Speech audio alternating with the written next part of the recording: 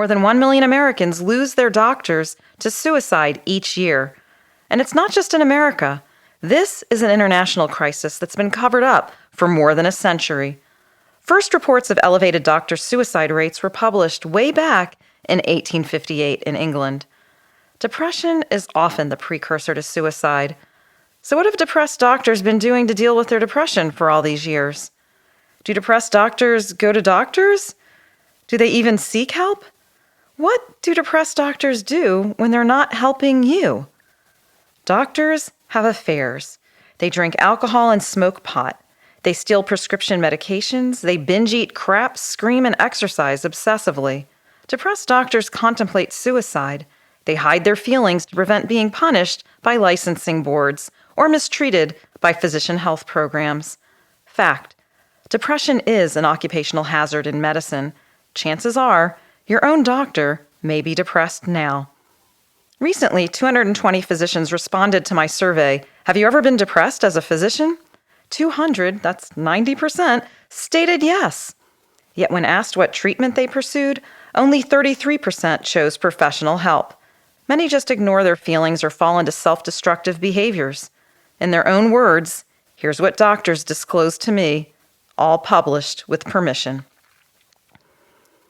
Currently struggling immensely and realizing that it is all due to the pressure of the assembly line I work in, made worse by being made to feel like shit for standing up for what I believe in.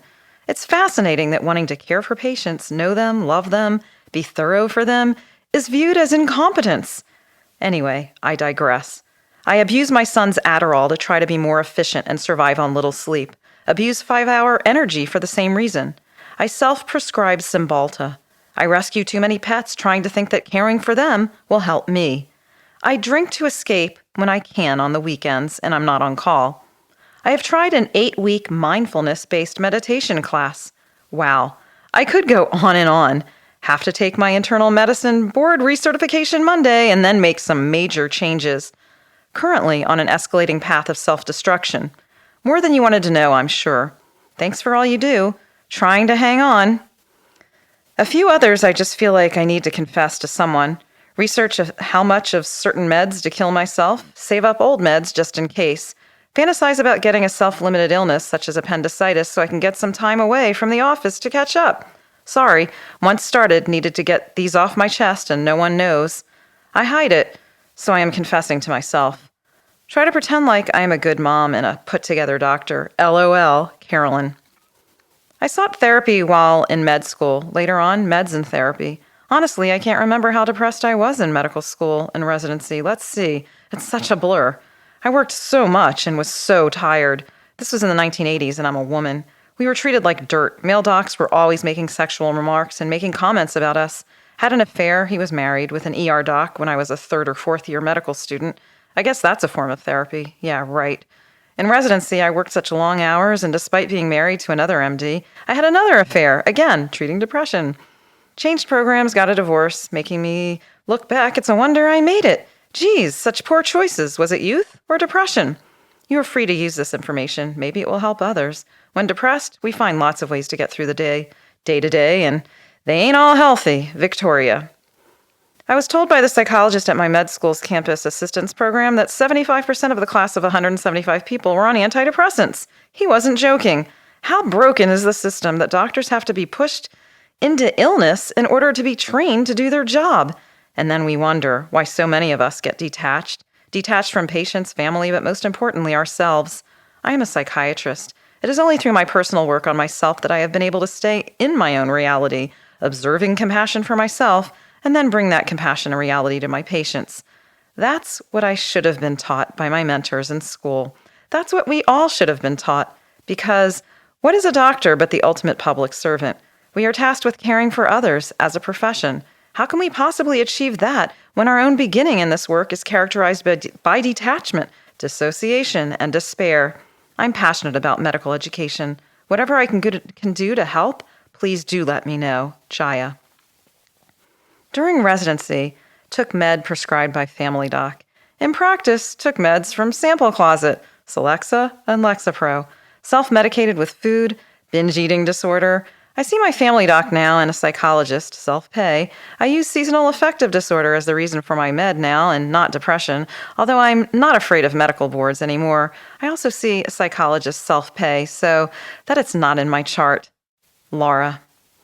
I experienced PTSD, complicated grief, and I'm leaving medicine.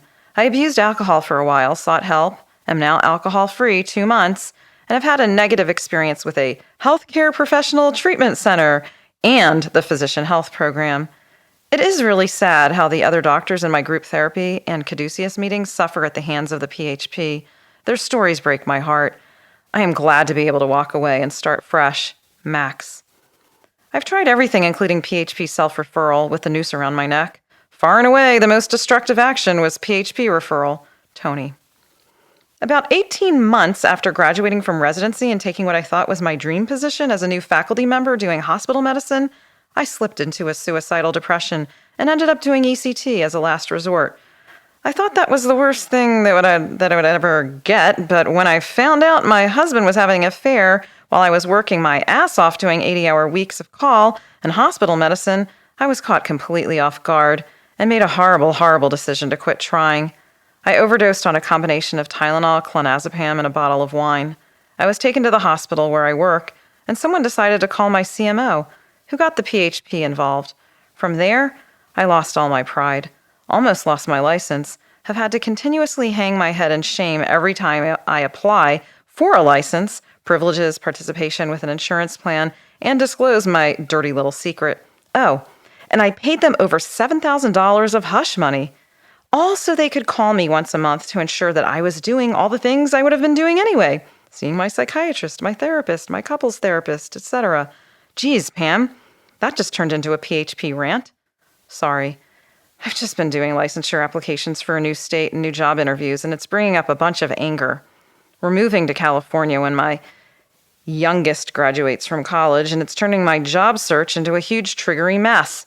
I ran into an article the other day about PHP and physician suicide, and you were mentioned, so I've actually had you on my mind. I've thought long and hard about trying to write a book about my experience with the PHP, but I'm still not sure I have the distance and detachment I need from it to do it. I think it's important that people understand what a scam this is, but maybe it's a retirement project. Carmen. I have had serious depression since med school. I self-medicated and abused alcohol for a lot of years until I figured that out. I have self-prescribed antidepressants and also have a psychiatrist and therapist. I try to follow the psychiatrist's instructions, but at times I will crash and they're not available, so I try something myself and then tell them what I did at the next visit. I can't go 3 months not being able to function well, waiting for an appointment. Patrick. I have eaten, exercised, quit, thrown hay bales, thrown my pager, yelled, done counseling, seen psychiatrist, been hospitalized, having detailed suicide plan, down to supplies and practice, committed to not dying by suicide, played saxophone, gone to more counseling, meditated, cooked, eaten, drank Diet Coke, drank alcohol despite a strong family history of alcoholism and a general terror of alcohol consumption, drank Coke, and finally trying to learn how to love myself again, which is pretty tough when you have been told you're worthless by the world, including the people you respect most, physicians, for 45 years. Oh, I have self-prescribed, but only when I didn't have time to see my provider, which is to say my FPNP, FPMD, or PsychMD, depending on the year, although honestly, an FPNP will do pretty much whatever her physician-patient requests, so I'm not sure that's any different than self-prescribing. I do have some illegal Xanax for crisis situations that were prescribed to my daughter. Oh, and I did overdose once on Ativan, without suicidal intention, but with this I need to be unconscious for a while intention. But that was prescribed to me. Thus, the illegal Xanax because physicians pretty much don't trust me with benzodiazepines. Now, because I might overdose, although metoprolol is in my prescribed list, like that makes any sense. It's pretty hard to die by benzo overdose. Ellen. Isn't depression part of being a physician? It starts in medical school when you have to learn how to study all over again because the old ways you studied to get A's as an undergrad don't work anymore. You are made to feel small at every turn. It continues through your board exams, constantly feeling you failed even if you didn't, and well into your residency when you quickly discover You don't know anything and are often reminded of the fact by less than sensitive attending physicians. You learn quickly to hide your feelings because being a doctor, by its very nature, implies tremendous self-sacrifice. It implies putting your own needs on the back burner for many years in pursuit of medical knowledge. This, in itself, is rather depressing, don't you think? But legitimate clinical depression can creep in, too, and often does. During my internship, I found out that at least 75% of my fellow residents were on SSRIs or other antidepressants just to get through it because it was so horrible. Depression, or a constantly depressed state, is more or less the norm in medical school and throughout one's residency. It's truly a wonder that more doctors don't die by suicide as they go through this lengthy, rigorous, and often heartless process. Well, the height of my depression occurred after medical school and after my residency when I was working primary care. I decided the only way to preserve my own mental health was to get out, which I did. I quit my job. And I quit a subsequent job as well. You have to take control of your own situation as a physician because in the world of corporate medicine today, they will literally work you to death. There is little or no consideration for the feelings or the health of physicians, many of whom have to work when they are sick themselves or face criticism or retribution. It is truly a heartless system where the only thing that matters is making money. But the money is not being made by the physicians, at least not the primary care physicians. Maybe the cardiologists, orthopedic surgeons, radiologists, and neurosurgeons. The money is being made largely by the business people, the managed care and pharmaceutical industry executives, and other third-party players. And if you're a woman working in medicine today, you have yet another reason to be depressed: sexism in medicine. Women consistently earn less than men in medicine and also have more trouble advancing professionally compared to men. Joel. I was depressed clinically. I saw my family doctor and tried some antidepressants. They were not that helpful. I did not seek specialist care until I had been sick for a long time. Treated myself with ethanol 2 to 6 ounces per day. Crashed. Hospital thought the best way to deal with this was to fire me. Ron. Pamela, yes, I've been depressed as a doctor ever since my postpartum depression as a third-year medical student. First, I did nothing and withdrew from friends, family, and interests. I've had moments of what I'd call my best Facebook self and became a strict bedtime-adhering, good diet-eating runner, gym-goer for a spell and looked damn good in a pair of jeans. Until I could see that plan didn't help me feel like I stole my life back from the gaping mouth of medicine. I self-prescribed antidepressants and even bought them through a drug wholesaler to hide my shame of my illness for fear no one would trust the judgment of a depressed doctor. I sought help from primary care docs, psychiatrists, psychologists, and several therapists and life career coaches, and I can never seem to be okay with depression. It's hard to sort out. I've never been fired or dismissed from work. I've never been out for long periods because of it, and I've never been hospitalized or suicidal. Like a functional drunk, I'm functionally depressed. I have good days and good weeks, and I also have horrible mind-numbing days that all run together for months on end, and I look back and cannot fathom how I was surviving, not to mention caring for others. I've been cynical, angry, optimistic, aggressive, passive, and passive-aggressive. I had periods where I drank every day and even considered drinking before work, but never did. I've numbed my mind with pot in Colorado and Seattle. I've had affairs and even fucked a guy in my office while on call. True story. So yeah, I've spent a life and career trying to simultaneously handle and avoid this ever-present shadow of depression, which, might I add, I never experienced prior to med school. Laurel. During my fellowship training, I was treated for depression and OCD because of the extremely difficult work environment there. I was illegally terminated from said fellowship per EEOC decision and have had periods of homelessness, unemployment, and underemployment since then. The past 5 years have been even more trying than the 4 years of medical school. My journey through medicine has taken so much from me in every way. Sarah. To treat my depression, I quit what I had always hoped would be my forever job, where I would work until I retired for my small-town critical access hospital. After years of boorish mistreatment and watching them fire a 20-year veteran of the local medical community, I realized that I had to take control. I quit and am unfortunately in the middle of legal action against the administration, as they couldn't even let me resign in peace. If I could walk away without further financial insult, I would have washed my hands of it. In addition to the MD they fired, they had 3 MDs, including me and a PA, resign in a 3-month period. I will admit, though, that I was trying to figure out a way out that would have gotten my family life insurance until I realized that I was in control and walking away jobless with my family intact was better than my family without me. Reading your blog helped immensely in that respect. Michelle. For years, I tried to heal myself while employing the common coping mechanisms of intellectuals: workaholism, intellectualizing OCD behaviors, obsessive exercising, etc., in addition to repeating self-destructive patterns in relationships. Then, I finally waved the white flag. My healing and recovery has included individual, professional, and church-based counseling, Christ-centered support groups, persistent prayer, and dedicated Bible study, exploration of generational roots of my issues, and creative writing in the form of journaling, poetry, and prose, including memoir and a future book. Nadine. I am thoroughly disgusted and somewhat depressed as a direct result of my experiences in medicine. Thank God for sobriety and having some tools in the toolbox of life.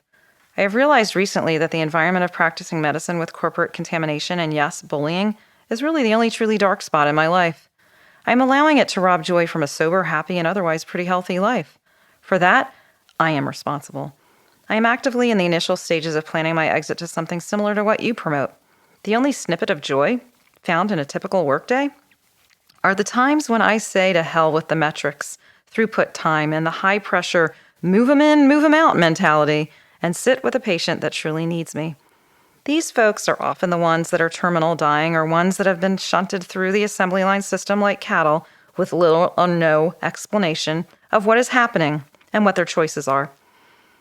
I have deep gratitude for these folks allowing me to work together with them. I feel blessed even in the sad instances because I am doing what I was trained to do, what I'm good at, and what satisfies the soul. It goes against the grain of corporate medicine on every level. I hate my job, with exception of those few moments I can carve out with a few patients. Rick. Yes, I have been depressed. To tell you the truth, seeking professional help is taboo. You're looked upon as weak, and so I try my best to deal with it myself. I'm considering quitting. Robin. I've had 25 years of therapy, psychoanalysis, brief trial of self-dispensed bupropion and fluoxetine. Not much benefit, but the Wellbutrin helped me fight my way through a deposition. Overeating and wishing it all would end. Never went to a physician for help, always afraid of being judged and excluded or reported in some way, even though I was able to carry on my duties. Always sought treatment from non-physician providers and always paid out of pocket. Being in psychiatry made it okay to be in psychoanalysis back in the day. Thank you for all you do. You are a lifesaver. Denise. I have been actively suicidal over the past 7 years, more times than I can count. In a strange way, it has become one of the few comforting, constant areas and states where I feel I exert some degree of control and autonomy. What I think I experience when it comes to my profession goes beyond clinical depression. It's the depletion of one's humanity. What I see from the mirror, staring back as I cross into my 40s, is many times unrecognizable to me. Mike. I tried to do the work-life balancing thing, making sure to do fun stuff on my off days so I could unwind. Most of the time, since I have limited free time, all I did was eat out, which led to it being self-destructive. I also talk to close friends at times about how things are going, but most of the time they can't really relate, or most of the time our free times don't match. I'm usually free after lunch when I get out after a 28-hour shift, while my friend is in the middle of her workday. I'm usually asleep when she gets off. So we don't get to talk much. Eating out too much made me continue to gain weight, and I totally have lost self-control. My mind, when tired, wants to eat, even though my body is just begging for good quality sleep. I don't know why, but I feel like I was just wasting time sleeping when I should be doing something else. However, I usually end up binge eating because my mind is too tired to think of other things to do than eating and sleeping. The cycle goes on and on up to this day. I'm really frustrated at myself for this bad habit. Abigail. After years of bullying, I gained weight, cried, lost relationships, friends, isolated myself, changed jobs. I was depressed and feel like it cost me years of my life and joy. Thought about dying, still have PTSD despite enjoying the role of medicine. I am exhausted by the demands and the perceived professional competition, the backstabbing. It's better now that I'm older. Still, every day is countdown to retirement, a long marathon, paying back thousands of med school bills and knowing I can't get the time back, nor can I quit as I am captive by bills. Lydia. Medical school into residency, I ignored my depression for a while, started on small-dose SSRI from my family doctor, intermittently thinking about driving my car off the interstate on the way home from work. More psych appointments, more meds, feeling better through med school graduation. Intern year had ups and downs, venting via text to high school friend, also with depression, on the shitty days. So far, I've had fewer depressive times as a second-year resident. Jennifer.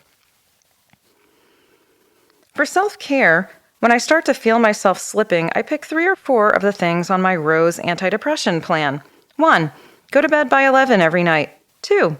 Begin each day with 15 minutes of stretching along with worship music. 3.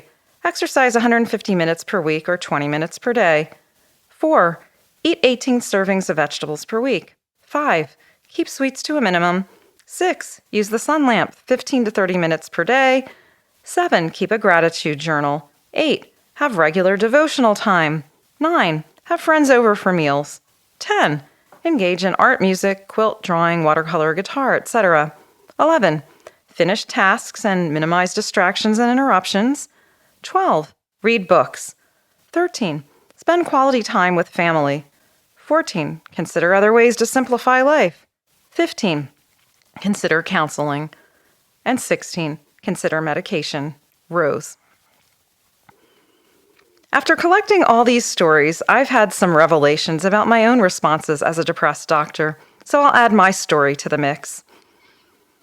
First year of med school was by far the worst year of my life. I cried constantly, cried myself to sleep most nights. One morning, my eyes were actually sealed shut from crying. I called my physician parents for help. They were not that helpful. Mom, a psychiatrist, mailed me antidepressants. Trazodone. Didn't help. I kept crying. I stopped eating sugar. I made it through med school on no caffeine. I became a strict vegan, then would sneak to the store at midnight to eat string cheese. Like Carolyn, I rescued too many pets trying to think that caring for them will help me. Had an apartment full of strays. Quit med school. Then realized I had no money to leave and my tuition was paid, so my anatomy partner convinced me to stay and to keep taking tests and see what happens. I graduated. He died by suicide. Had sex with my best friend and med school's boyfriend. Years later, he died by suicide. After his funeral, I apologized for both of us. She understood. Threw myself into my patient's pain to distract myself from my own. Note, I was always at my best with patients. Yet still ended up suicidal due to complete disgust with assembly line medicine. I prayed, journaled, meditated, went to random psychics on the side of the road, energy healers, shamans, massage therapists, and all kinds of counselors. Rare binge eating, then attended Overeaters Anonymous, even though I'm not an overeater. Slept a lot. My mom gave me Prozac. Didn't help. I never saw a psychiatrist professionally because I figured the profession that wounded me wouldn't be able to fix me. I never drank alcohol or treated my depression with illicit drugs. Instead, I did a lot of art projects around the house. A mosaic mural covering every square inch of my bathroom that took 9 months. Intricate 3D stained glass in doors and windows, obsessive knitting, creative writing, got divorced after my husband had an affair, had to sell the house with all my art, quit a ton of assembly line jobs until I finally had the courage to open my ideal clinic in 2005. Since then, I'm no longer depressed. Go figure. Pamela. The bottom line for me is occupationally induced depression and suicidal thoughts cannot be cured by staying in a crappy job while doing a beautiful bathroom mosaic, rescuing stray animals, having affairs, obsessively knitting, or numbing the pain with Trazodone or Prozac. These are coping mechanisms for a dehumanizing medical education and terrible working conditions. There is nothing intrinsically wrong with me. My depression resolved when I extricated myself from assembly line medicine and became the doctor I had always dreamed of. Incidentally, I've spent more in various therapies to recover from the trauma of my medical education than I actually did on med school tuition. Have you been depressed? What did you do? Please post your thoughts on the blog, What Depressed Doctors Do When Nobody's Looking.